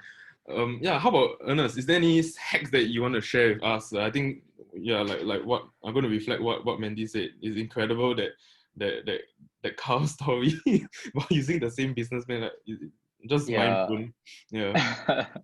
I mean, the difference is Carl already has a degree lah. So if I say anything now, I might not get my degree. So Right. I probably That's true. That's true. I just hold back first lah. But no, like because I was about to say what Mandy mentioned, right? Because I personally am going to use the program whereby I clear my internship with my own company. Because I'm still doing stuff now. But I think the trade-off usually is like you're trying to figure out what can you learn, right, from an internship. I have only ever done one internship in a tech company. It was horrible. I hated it. I learned that was in poly lah. So I learned what not to do. Because the bosses were terrible. They made us buy like lunch for them, and the lunch order was damn bloody complicated. It was that kind of culture, and it was a startup. Yeah. So I think when it comes to technical skills, yes and no. Like you can learn on someone else's dime. But if you are doing things on your own, you are gonna learn it as well, right? Like very, very technical stuff, like how do you run an email marketing campaign? Sure, if you work in a startup as a, I don't know, the marketer or whatever, you probably have to touch that. But if you're running your own startup, you're also gonna have to touch that. So I guess I don't know, I feel it's really up to the individual how much risk they're willing to take lah. Because I believe you do lose out on certain things if you don't go for an internship. One very obvious one being is a nice polished CV, right? You can say like, hey, I work in so and so fancy startup as a hedge, right? Because at the end of the day, it doesn't work. You're like, oof, at least I did a brand name internship. So whether or not you're willing to take the risk lah, coming out of a 4-year SMU degree and then actually saying that you've never done an internship feels very risky to some people. So you have to make the choice. But also just try to figure out where you are lah. I mean, if your company is doing well, you're earning decent amount of money, and you feel like you can use that as your internship, then you can probably figure out how to spin it to a potential employer if you ever have to do that, or if it ever reaches the point where, yeah, sure, I didn't do a internship at brand name startup, but these are all the different things I did. These are all the people I've met. These are all the skills that I acquired doing my own internship. And if you're an entrepreneur, you'll figure it out lah. Right. Okay, so I wanted to ask actually, this is actually more of like a personal curiosity, right? For the 3 SMU students, ex and now current, is there any mods that actually you can recommend, to the people tuning in that will actually help in terms of, your whole entrepreneurship journey? Is there any like single mod that you want to point out under which prof? I mean, you don't have to say names, just maybe just the mod itself that it's highly recommended and I think more importantly actionable, right? It is, yeah. What mod would that be? If you could recall, yeah. For me, off the top of my head would be MC, management communication. management communication, right? I didn't get it wrong, right? Yeah, MC. Yeah. Because I guess it's the most practical lah. Like you actually have to stand there and have an impromptu speech, which happens all the time in the real world, especially as an entrepreneur. You're always pitching. It really challenges you to step out of your comfort zone. I think my prof was Gwendolyn. Right. Yeah, Prof Gwendolyn. She's great. So one of the things that she did on her first day of class was everyone. And this was impromptu. Everyone has to go to the front of the class, and just do an introduction to yourself. And you'll be amazed at how difficult it is for some people. And as an entrepreneur, you're doing that all the time. You're talking to people, even right now, right? There's no script, it's all impromptu. So how do you not, or rather, how do you build those skills? I think MC is actually a great mod. Notorious because it's challenging, but if you were to do it, just be open-minded and just do your best. Try to learn, because it's the most useful I feel so far. How about Carl and Mandy? Any recommendations for mods or yeah? I'm not sure if my mods are still in school or they changed names. It's been a while, but design thinking was really fun for me. I think there was a lot of practical frameworks for me to brainstorm, to validate, to build hypotheses, and I've been using design thinking methodologies in every company I worked in or worked for or built, and it's been great. I think it's super practical, probably one of the most useful ones for me. I think the other one that I wish I paid more attention to was probably more on the accounting side, financial accounting. I think when you're a student, you're kind of like, whatever lah, just get through it. You don't know what the hell this means, right? But then when I actually reached, when you actually have to submit your finances yearly, you're like, oh my God, I wish I paid more attention. So I think if you really want to start your own company, that's probably one of the most important mods to take to understand your balance sheets, your P&L. It was nothing to me when I took it in year 1 or year 2, right? And then later on, it was kind of like, oh, that's actually super useful. I think biz law as well. I never took biz law personally, but I think when you're presented with your first contract or your first fundraising term sheet or some sort of a legal document, and as a startup, you have no money to go and get some lawyer to proofread for you, right? And most you have a law school friends, if you don't, then you kind of have to do it yourself, and you're like, okay, all the lawyers will. I mean, Singapore lawyers are very smart and very sneaky, right? So they put in all sorts of funny clauses for you to pick up, and if you don't pick up, it's like, hey, he never spotted it, right? So I think that's a really important thing to just learn and pick up. They call it learning legalese, right? And I think till today that's so important, and I think that also business school students, right? After all, you went to business school. What gives you an advantage over maybe people from other schools? And I think it's learning all these things that gives you not necessarily in-depth expertise, but at least you have a foundation to start from. And if you're a founder, you need to know a little bit of everything. And I think there's this classic podcast or classic discussion that always talks about how do you hire your first CFO, right? Or even your first CTO, right? Because you have no knowledge, right? So how do you validate whether this fellow is good or not, right? So I think that's something to consider. Yeah, I think FA is like super important. I think that's the one that I agree with Carl for. Yeah, because I think like not a lot of people, I don't know, like normal people wouldn't know about balance sheet and all the don't know what P&L, that kind of thing. So I guess like it gave me like the first foray into like what was the financial stuff about. I think another one that you guys can consider taking for the prof, not for the mod, is actually professional writing, which I'm taking this SEM. So something really interesting is it's about how you write and stuff like that, because I believe in business and also in like talking, right? It's all about persuading people, right? This mod kind of does that. So the prof does this kind of discussions, and the way he teaches is also super interesting. For example, there was this ungraded assignment that you're supposed to do, and obviously like ungraded what, so of course I don't do right. Then after he followed through like email, I didn't reply the email. Then the TA emailed me. Then after I didn't reply also. Then he freaking telegram me.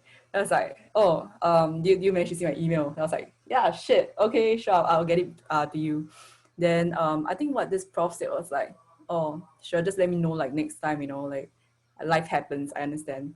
which is like super rare, I guess. So if you're looking for someone to learn, to better your skills of persuasion and a prof that truly understands what you're dealing with, I think can definitely go for this mod. It's a new mod, by the way. Could you repeat the mod again? It's just professional writing. His Professional. name is Justin. It's Amor Prof. Justin Operty, I think. Yeah. Cool. I think I'll check it out as well for my next sem. Yeah. Yeah. Check it Yeah, out. so I actually wanted to jump into the next segment of this AMA was more of like the less talked about topics, more of like how actually do you split the kind of like equity between, you and your co-founders. I think these were some of the questions that were brought up, throughout, my interactions with student entrepreneurs. How do you actually split your this kind of like equity, the shareholding, and also one more important thing is how do you know how to kill an idea, or when do you know how to kill an idea? Yeah. Open to anyone who, yeah. Jump in a little bit about the founder's equity, right? Yeah. So for myself, I had I guess I did follow up with my founder, my ex-founder, who I worked with for about 3-4 years. I think on both sides, we both made mistakes and just couldn't agree on a lot of things. I think a lot of it could have been averted if we talked about it upfront, especially with regards to how the vesting of founders' equity. So I'm not sure how familiar you all are with like all the different contracts and stuff, but one thing I would recommend looking into is definitely a founder's vesting schedule. So won't go into so technical details, but essentially what it means is like the same way you have with employee stock options, right? If you stay for, say, I grant you, say, 4 shares, which you're going to get over the course of 4 years. If you stay the whole 4 years, then I'll give you the 4 shares. If you leave after 1 year, then you only get 1 share, 2 years, you get 2 shares, 3 shares, blah, blah, blah, right? So on and so forth, pro rata. For founders, you can do the same thing, but so that it's cleaner on the balance sheet as well, it could be like a clawback schedule where if, let's say, me and Clarence right now, we say, okay, we take 50% each. And for so long as we stay in the company for the next 4 years, you and I will vest 25% of our shares, 25% of our shares, 25% of our shares, 25% over that 4 years. And then after that, if I trouble, right, then okay lah, no more clawback provision. But if along that 4 years or 5 years or however long you want to agree to, I do eventually leave, then you can claw back that percentage which can be unvested in that sense. I think that's also helpful because especially when you're students, right, or any time in your life, things might happen which force you to have to go and join a company because you need to make salary now, because you need to support your family, or you want to get married, or you have a child, or whatever. All these kinds of things will sooner or later happen, and you can't expect it, right? So it's better to build in these mechanisms such that it will sort of mitigate any potential fallout that you have with your partner, because no one can foresee these kinds of things. And especially if you're a student, like for myself, my personal example was that my founder wanted to continue, right? We were against the ropes, we were in debt, like 50, 60,000 at the time. I was like 24, 25. I didn't have that kind of money. I was in debt. I owed my employees money, I owed my interns money, I owed my suppliers money, I owed my landlord money. Didn't pay for a good 4 months, right? That's also story, but basically I didn't pay for about 4, 5, 6 months. And I was ready to just sell the company for $1 so that someone else would take on the debt, and then they could take all the leads that we had, all the contacts, everything, right? Just sell it lock, stock, barrel. But my partner wanted to continue. So, because he was bullish on it. And I guess 2 things for me personally why I decided to why I didn't want to continue. It's very personal, right? It was one, I got a bit tired, to be honest, and I just felt that it was time to kill the idea because of whatever reason. So to your point about how to know to kill an idea, I don't think there's an actual decision point that you make. It's just a matter of multiple things which will then triangulate and say, okay, yes or no. And end of the day, it's up to you to decide to have the conviction to continue or to stop. So that's the answer to that. And then in terms of timing, I just graduated. I was, I had to take some other exams and stuff. I had to take the bar and all that kind of shit. So I had a contract that I needed to do so that I get qualified. So I was like, okay, I can't do both. But I really couldn't do both. And so I was like, okay, time and place, not really go anywhere. Plus, I had to move on with my life. Let me close. So that wasn't discussed, right? But had it been discussed earlier, if we had been real with ourselves and said, okay, look, in 2-3 years after, I will go and continue with this, maybe it could have averted that, and maybe, I'd still be good friends with him. I don't know. But I think definitely it would be good to talk about this at the start, putting in place certain like simple agreements to work around, what happens if I leave, or what happens if I decide what I want to do. And a simple way to do that is by just doing a vesting schedule, so that at least if I vote for 2 years, I get that 2 years worth of equity, which is rightfully mine or whatever. I think that would be helpful. How about the others? Yeah. How do you split the equity, and how do you know when to kill an idea?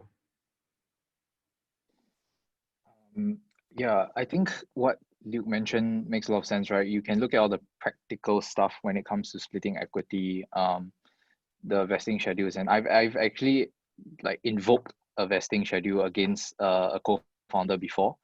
So it protects you, it protects the company, it doesn't protect the relationship. So just be prepared for that lah. Like, it happens. But from the get-go, you have to have that conversation. You have to talk about what are the skills that you're bringing to the table. Are you bringing the skills? Are you bringing the money? Are you bringing the networks? Are you, and then you sort of like hash it out, who deserves what. It's a difficult conversation to have, but it's very important to have it. And I guess when it comes to killing an idea, for my own experience was like with Munch, right? I didn't really sort of like kill the idea per se, because like things were going well. We were going to raise our funds for our seed round. And we actually had investors lined up. But the thing that made us decide, or rather made me decide to not continue, is I couldn't really foresee competing in such a competitive space, whereas my co-founder could carry on. So I sort of felt that I had an opportunity to exit, because we had two potential acquirers at the same time who was interested in picking up for the consumer side. So I sort of like, spoke to one of them and then worked out how I was going to exit the company and things like that. So in my mind, like I felt that I needed to kill the idea for me, because there were a few considerations. I felt I was still young. If I were to raise the money, I would then have to go all into this company, which I don't think would work, to be honest. So yeah, I decided to walk out. Then yeah, when they took over, they tried to do their own thing, and from what I know, it didn't really work out lah. So that was for me. And how I got to the point where I sort of felt like I don't think it will work is I went to talk to a lot of restaurant owners, and that's it. I spoke to them and I laid out all the potential ideas. I asked them, how are you doing your operations? Where's your money going? Who are you paying? Blah blah. And to me, I was like, wow, a bit shit. Yeah. So just the data would usually tell you.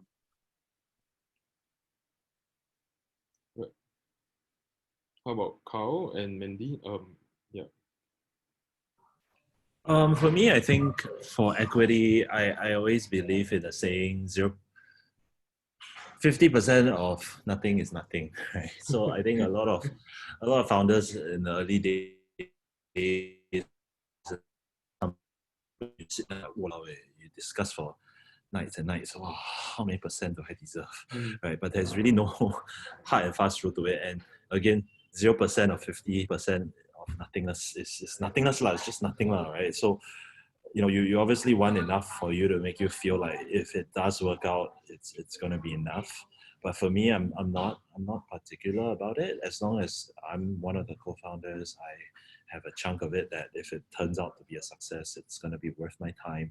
Sure, but there's also a lot of other things you gain along the way, right? Like director fees, you get salary packages, you get a whole ton of other opportunities that you don't list out. So for me, it's like as long as it's roughly fair, I think that's fine. I don't nail you down to the 1%, because we're not at the start. You're not talking about, like Carousel's current round, which is worth 900 million US. Fine, you any 0 point something percent is worth a lot of money, but at the start it's worth nothing lah. It's just an idea lah. So chill, right? So, but for killing ideas, I think I killed my first startup 9 months down the road. And how I decided to kill it was really, there were just hurdles that we couldn't overcome without a significant miracle or a significant chunk of cash.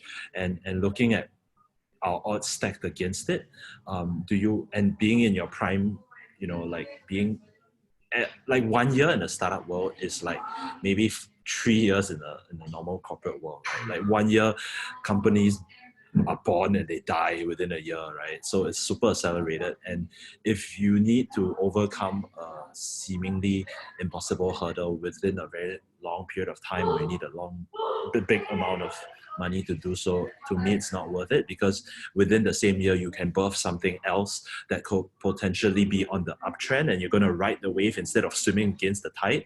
So there's a lot of that analogy where, you know, if you need to swim out to the ocean against the strongest tide, it's just not going to be worth your time. You should be finding that wave and surfing it, and that's how a startup should feel like, to get product market fit within a very short period of time to validate it. And so using that analogy, I kind of decided, like in my first venture, I needed to raise a minimum of like 10 million US to be able to get through to the next stage. And we didn't even have one customer, and like, who the heck is going to give me $10 million? This is a complete waste of my time.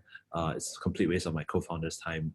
And sure enough, when we jumped on our second venture, we all found product market fit within 6 months that allowed us to go so much further than our first venture ever did. Even if we spent the next 5 years, I don't think we would have gotten very far. So it's kind of like something that we had to emotionally detach. I do have some friends who couldn't, because, you know, this is my baby. How can you just throw the baby away?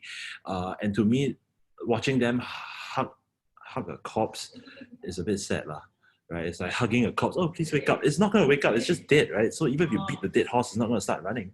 So to me, it's like, just move on, right? And I think being able to emotionally detach is very, very important also as an entrepreneur. How about Mandy? Do you have any advice on like how to cue the idea? Yeah.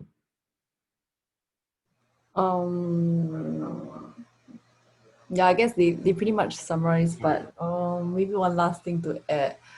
But I would say, like, before killing the idea, I think like make sure you give 100% to it before you decide to kill it, because you don't want to live with any regrets, right? Of like the what if. So definitely, like, make sure that when you say you want to kill an idea, give it your all first, set a timeline, and then look at the results after that. Right. Okay, thank you. And yeah, I think that will bring us to the final question before we actually open to any questions from the audience. So actually the final questions, and you know, after that will be the lightning round before we end the session, would be, is it too early to start? You know, I was recently having an argument with a friend because of HBR, Harvard Business Review research that found that, you know, the average age of people who founded highest growth startups is 45. You know, and so with student entrepreneurs, you know, it's like 20, the average age is like 20 to 25. And so in your opinion, maybe you can start with Carl, is it too early? Is there such thing as too early to start? Well, I think there's no such thing as being too early, but I think you need to perhaps, in relation to that reference of the, oh, sorry, was I on mute? Yeah, I think I was. Oh, no, we could hear you. Okay. So I think we need to understand, what are we trying to achieve first, okay? Because I think everybody who starts a company today wants to be a unicorn, right? And being a unicorn, yeah, I think you want to be a unicorn, go and start it at 40, 45, when you have all the industry context, you know everybody in town, and you have deep domain expertise, that you can start something really crazy that you know it's going to get to unicorn status, or maybe your chances of becoming a unicorn is a lot more, because as a student, you don't have these things, right? And there are not that many Mark Zuckerbergs out there who drop out of college and then they start something that explodes. The reality is, even for myself, I don't own a unicorn. I don't think will ever be a unicorn, and I don't want a unicorn, because there are trade-offs to that.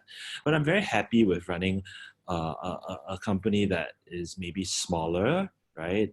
And that's completely fine for me, because I also lack experience in many ways, in many areas, and I'm also learning on the way. And I think, to me, setting that reality is really important, setting the expectation, and if you're okay with that, I think starting early is fine, right?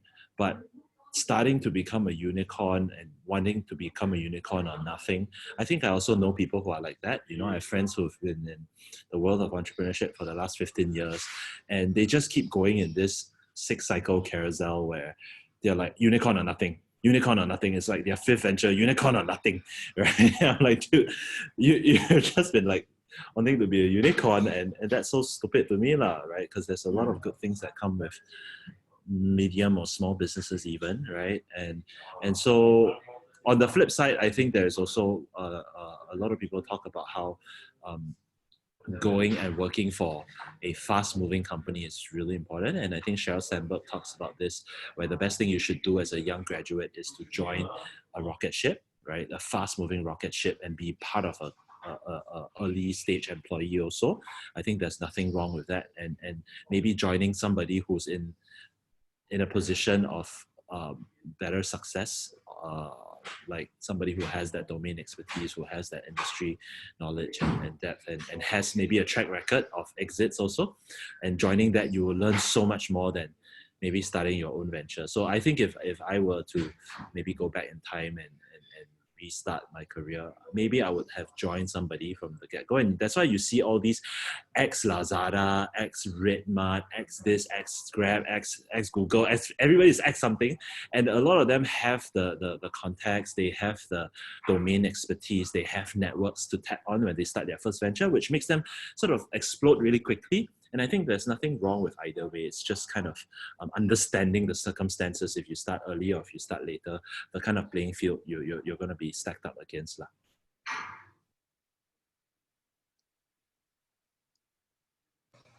Yeah, and I think like definitely I don't think there's a thing as like starting too early if you have the emotional maturity, I would say. Yeah, because you don't want to like join something and you get wrecked by like forever, right? And I would say like depending on like what you want to do and what you want to learn, like are you okay with failing for the first 3 times, or can you be developed to be someone to be like that? Or if are you someone that, you know, once you fail then you won't try again? Yeah, so I think that's like super important in determining like whether you should start early or not, because I think everyone has like different risk appetite, right? Which is like perfectly okay. Yeah.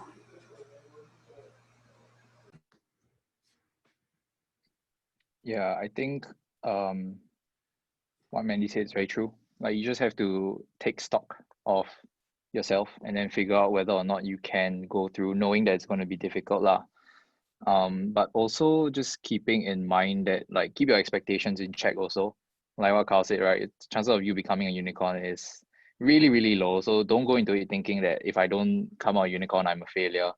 And I really like the idea of failing upwards, right? You just do something, maybe it doesn't work out, but hey, now you have great contacts, you know. I don't know, SMU Eagle asks you to go and talk, you know, stuff like that. Like these things all add up. So just I would say just do it, but just be a bit cautious, protect your emotions.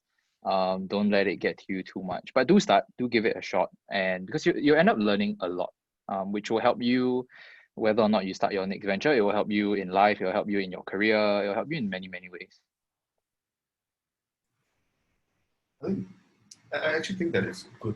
That would be good to start as a student with all the resources right now, especially as SMU students. When as a student, you go and ask for help. You go and ask people for advice and stuff. It's a lot easier to do it, right? And I think as you get a bit older or you're working on stuff, it just becomes like, oh, why should I help you? Whereas as a student, you can even masquerade it ostensibly as some sort of school project if you want to do research for your company, right? So it really helps, I think.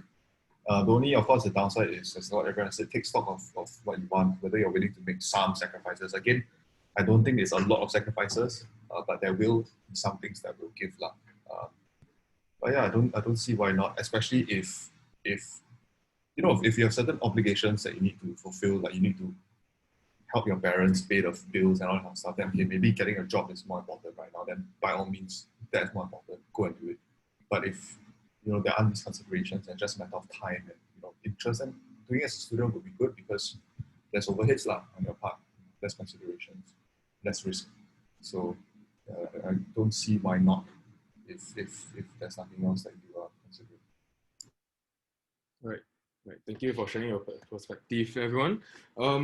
Yeah, so I think for the people watching, if you have any questions for any of our panelists today, just list them down. Yeah, I think let's jump into the final section of our AMA, and this is something new that we are trying with any panelists or any AMAs that we're doing. So it's going to be a lightning round. So I'll be showing a slideshow, and the slideshow will have the questions. So what you have to do is I'll read out the questions for you, and as quickly as you can, try to answer them. And the first thought that comes to mind, just answer them as you would lah. Yeah. So maybe you can start with Carl, then Mandy, Luke, then Ernest. First thing that comes to mind, quick fire. My laptop. My bag. Cigarettes. Mask. But no, AirPods. Yeah, AirPods. Okay. Mask. Okay. Favorite place to do your thinking, your deep work? Tiong Bahru Cafe, Chippy Gardens. In the toilet. Okay. MRT. MRT. Honest? Don't get lost, Mandy. You. I like to go for walks. I like to walk and think. So anywhere I can just walk. Okay. What other job would you be doing if not for your current job or startup? Policeman. Okay. Property agent. Okay. Nope. Probably another startup. Another startup. Chef or baker. Chef or baker? Oh, interesting. What new technology would, in your opinion, would transform the future? 5G. Okay. That was fast. AI. Crypto. RPA, robotic process automation. Oh, okay, that's interesting. Okay. What is the book that has most influenced you and you would, definitely recommend with our audience today? Think about hard things. The thing about hard things, right? I'm reading that now. You can check out the book. Fuck, what is it called? The David Goggins guy, Can't Hurt Me. Okay, I never heard that before, but I will check it out. Yeah. Ernest, look. I like the Innovator's Dilemma. Innovators. Yeah. For me, it would be Man's Search for Meaning by Viktor Frankl. Cool. Wow, there's some few titles here that I'm going to check out. Okay, next, your favorite app on your phone? YouTube. Telegram. Look. Fantasy Premier League. What? FPL, Fantasy Premier League. Oh, okay. Ernest? Ashamed to say this, but TikTok. Oh, no, don't be ashamed. Yo, I have a problem, yeah. I resonate. Don't worry, I resonate. Okay. Simple. Messy desk or clean desk? Messy. Messy, but prefer clean. Okay. Clean. Okay. Same easy question. Open or close office? Open. Open? I prefer close, sorry. No, sorry, it's okay. Open, but a fixed space. I see. Okay. What's your favorite quote, if any? The Man in the Arena. Fuck, that's damn good. The man? Sorry, can you repeat that? It's a whole chunk, but it's basically about the man in the arena. Man. You can Google it. Yeah. Yeah, I'm going to Google that. Okay. For Mandy, look, Ernest? What's the worst thing that can happen? What's the worst thing happen? Look. Ernest? For me, it would be keep your head in the clouds but your feet on the ground. Cool. Look. Mine is got by got chance.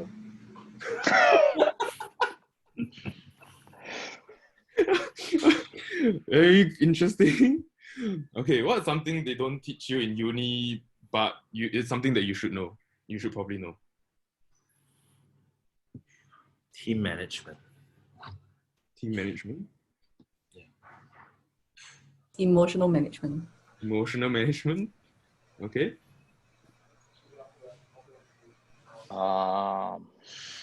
Yeah, for me, it's also along the lines of emotional, like how to deal with like when shit goes wrong, like really goes wrong.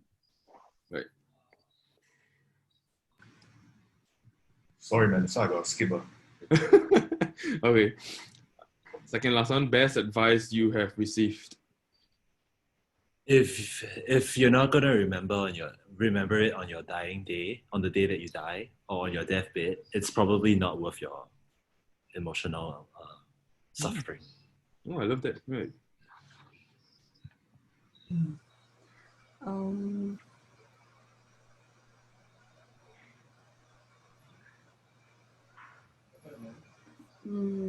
define your fear. Okay. Ooh, catchy. Look at the notes.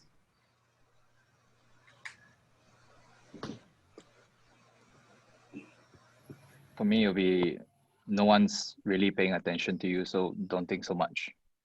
Like, don't be too self-conscious. Everyone's thinking about themselves anyway. Mm.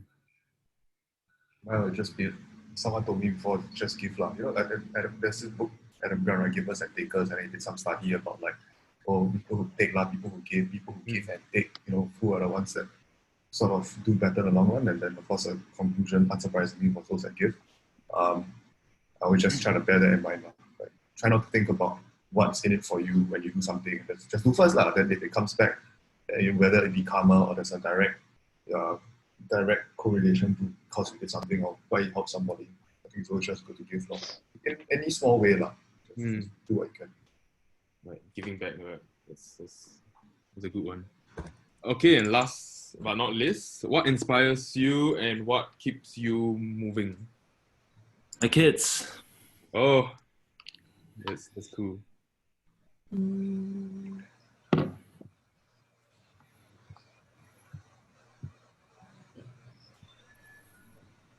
Striving to be the best version of yourself. Okay.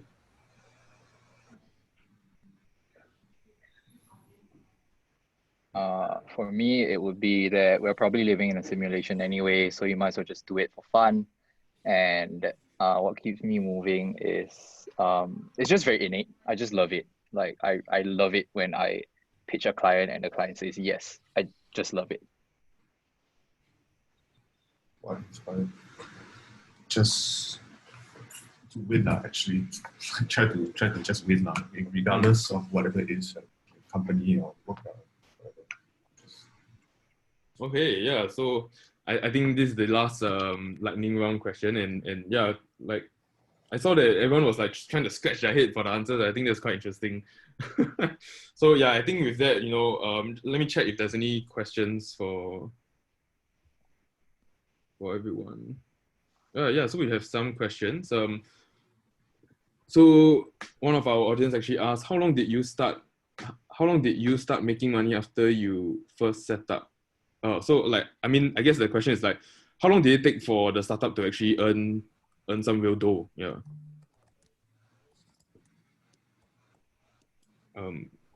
Maybe we can start with Carl. My first startup made no dough. That's why we shut it down. So that was a 12-month journey of just, I think we drew like $200-300 a month for a year after graduation. It was pretty depressing. For our second venture, probably about 6 months. Then we started seeing that we could pay ourselves a little bit better and we could hire people. So it took me about 6 months to get there in the second venture. About for Bo and for, I guess, Munch and Vision too. Yeah. I guess like about a year, but from the moment we start, I think I was like challenged by my mentor, hence the importance of mentorship again, to sell 1,000 bags within 3 months. So if not, I have to give him like 2.5K. If I did, he'll give me like 5K as like to start off the venture and stuff. So yeah. Good incentive. For Munch, same. Yeah. Yeah, like we didn't make money. It was like investor funded. But all the other companies or whatever stuff that I've done is usually service based. So pretty, in a sense, pretty quick lah. You just get the client, you close the deal. If it's service based, less than a week, just going out and chiong lor. How about For, Spark Asia? for the e-commerce one, it was pretty quick lah. Maybe two months just to set up the website, get the printer, buy the ink, buy the paper, then started selling. So that was actually not bad. Right? The income every month as a uni student got $2,000 more. Not bad lah, go and chiong all weekend. That was pretty nice. But then I think then once we went to the free for consumer model, we were burning money like crazy for about 18 months, 2 years, and no dough. That's why it was about, I think we probably made a grand total from just this revenue stream of sending adverts. I probably sold less than $1,000 worth. Yeah. From this specific like main revenue driver was less than 1,000 over almost 2 years. Okay. Then we have one more question as well. I think Claire wanted to ask, for products-driven startups like Bo, what do you do when a product reaches the end of the product lifecycle? For example, after 3 months, do you revive it, or do you kill it and move on to a new product? I think this could be, like change up to, like software products as well, but maybe Mandy want to address this as well. Yeah. Product driven. Depends. I guess it's like depends on the reviews that you receive and whether like you feel or like the data is proven that you guys reach a saturation point. If we're just talking about Singapore, I guess like within a year and a year and a half is like the maximum, and then after you start like branching into overseas. But constantly we kind of like revamp our products to make small improvements along the way. Every year we do like small improvements lah.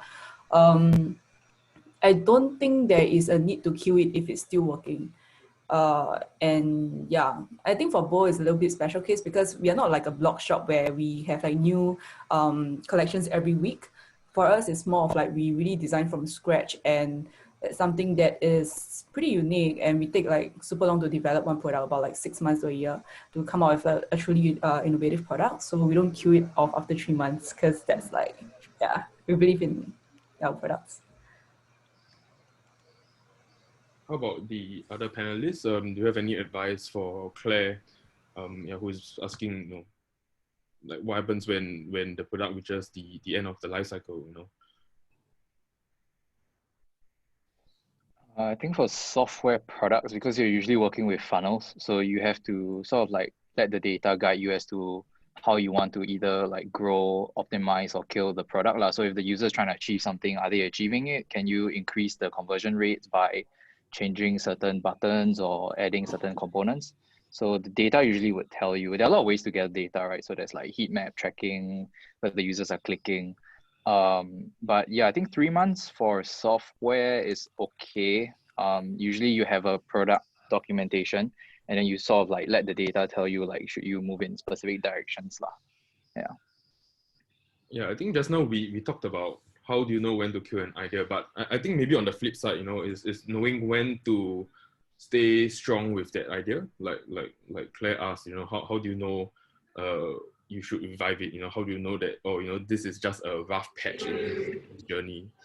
And yeah, maybe you could shed some light on that. Like, how do you know to persevere on with that startup idea?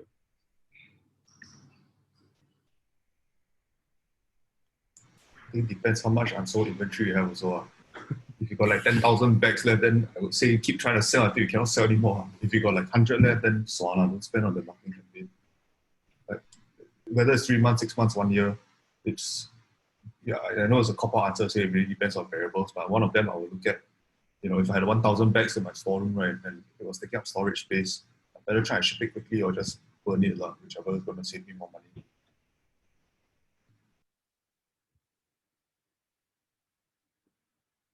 Okay, anyone else? If there's any more questions, do feel free to actually unmute yourself and ask, if not, let me do a shameless plug before we end.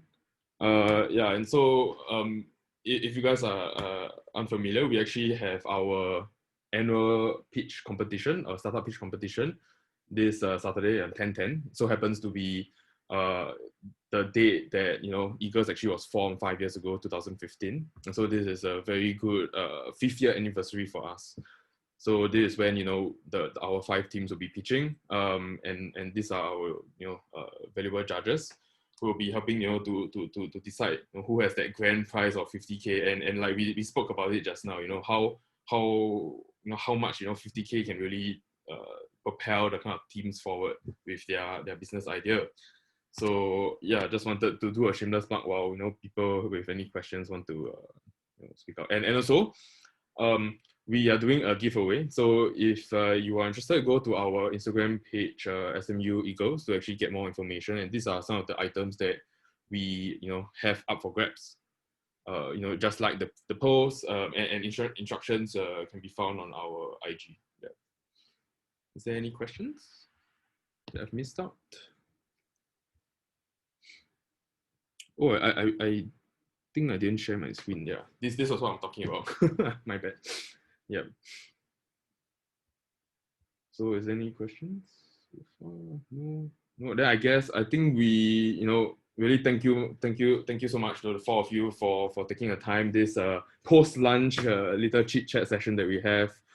Really appreciate your insights and your sharing, your journey especially. I think it's really inspirational, and especially very insightful. I mean, personally, I feel like experiential learning is something that is so understated.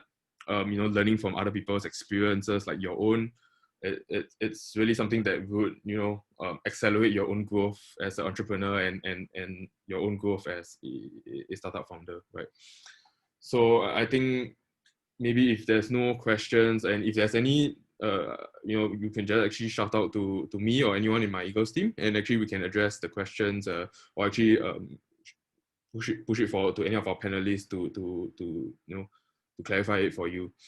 Yeah, so I think with that, maybe we want to end the session, and really once again thank you so much everyone. Thank you so much, Carl, Mandy, Ernest, and Luke, for your time, and really hope to see you soon. Yeah. Thanks, guys. See you Thanks, in school. everyone. Bye. Thank you so much. Bye. Thank you.